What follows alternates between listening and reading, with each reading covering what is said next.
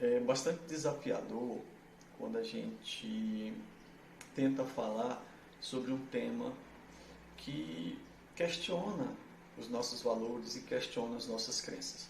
Falar sobre suicídio é um desses temas. Como pensar que alguém pode atentar contra a própria vida? Mas, ao fazer esse questionamento, ao pensar dessa forma, a gente chega a um outro questionamento. Quanto deve ser doloroso para alguém a situação vivida, de modo que ele opte o autoextermínio como saída para a sua dor? Então, pensando dessa forma, entendendo que uma decisão dessa geralmente é impulsionada, é levada por algo muito sofrido, é que a gente escolheu um tema para falar. E o tema escolhido foi o assédio moral. O assédio moral é entendido como uma ação contínua, de intensidade significativa, que gera prejuízos pessoais, prejuízos emocionais e também prejuízos materiais. Quando a gente fala de assédio, a gente precisa também pensar no seguinte: o trabalho, ele tem a ver com a nossa identidade. Nós, quantas vezes nos apresentamos falando o nosso nome e aquilo que fazemos ou aonde nós trabalhamos? Por regra, a nossa apresentação se dá desse jeito. Daí a importância do trabalho para nós. Quando ele é ameaçado, quando nós nos vemos ameaçados no nosso ambiente de trabalho, nós também temos a nossa identidade ameaçada. Então, a importância da identificação e da intervenção em situações semelhantes. O trabalho é fundamental para nós. Nos vermos ameaçados num campo fundamental pode nos levar à desesperança.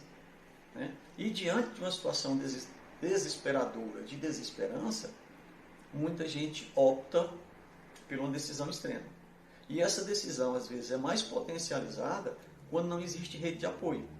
Ou seja, alguém se sente só, se sente desamparado, se acha, acredita que não existe solução para o seu problema e, para evitar a dor que está vivendo, opta pelo autoextermínio. O que, por si só, é uma coisa bastante significativa. A gente poderia pensar o quanto que isso deve ser doloroso, como eu já falei.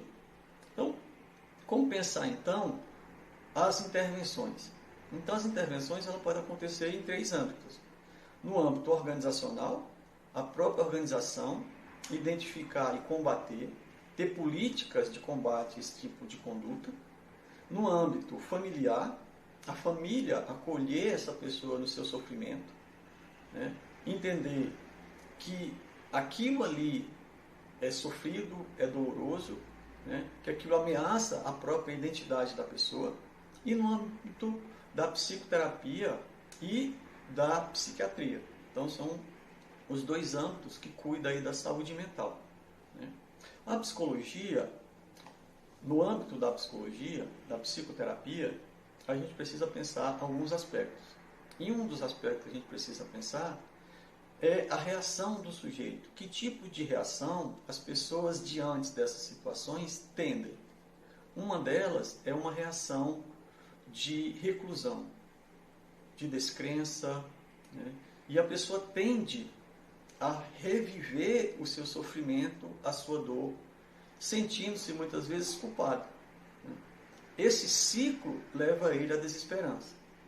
Uma outra situação é quando a pessoa é reativa, toma decisões, enfrenta e muitas vezes resulta em conflito. Só que, como o assédio tem um caráter velado, o que é que acontece? Essas pessoas tendem a passar por desadaptados, ou seja, pessoas que não correspondem às expectativas do ambiente de trabalho. É a pessoa que gera conflito, é a pessoa que gera problema, é a pessoa que está envolvida frequentemente em algum atrito. Então, são as reações possíveis.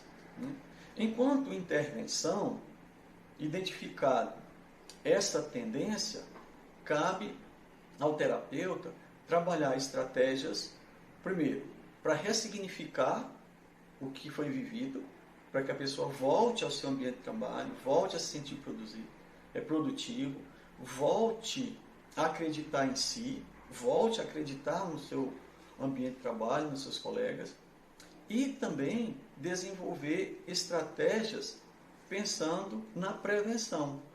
Ou seja, posturas, às vezes, que tendem a evitar novas situações de assédio. Pensando dessa forma, nós na Helios trabalhamos buscando essa intervenção, a intervenção mais assertiva a partir desses referenciais. O referencial de que, para o sujeito, o sofrimento é tão intenso que ele opta pela situação extrema como saída, a referência de que é preciso ressignificar, mas é também preciso desenvolver estratégias para lidar com essas situações, seja estratégias junto à família, seja estratégia junto ao trabalho, principalmente quando existe espaço de fala para que a pessoa possa expressar, que isso seja acolhido e que isso seja combatido. Então, esses referenciais são os referenciais que a gente usa nas nossas intervenções. Um outro referencial que a gente utiliza também é a ideia de que nós somos seres de potencialidade. Ou seja, nós sempre podemos desenvolver os nossos potenciais de modo a nos proporcionar uma vida melhor, uma qualidade de vida melhor. Então, esses são os nossos referenciais diante dos nossos clientes, diante das nossas intervenções.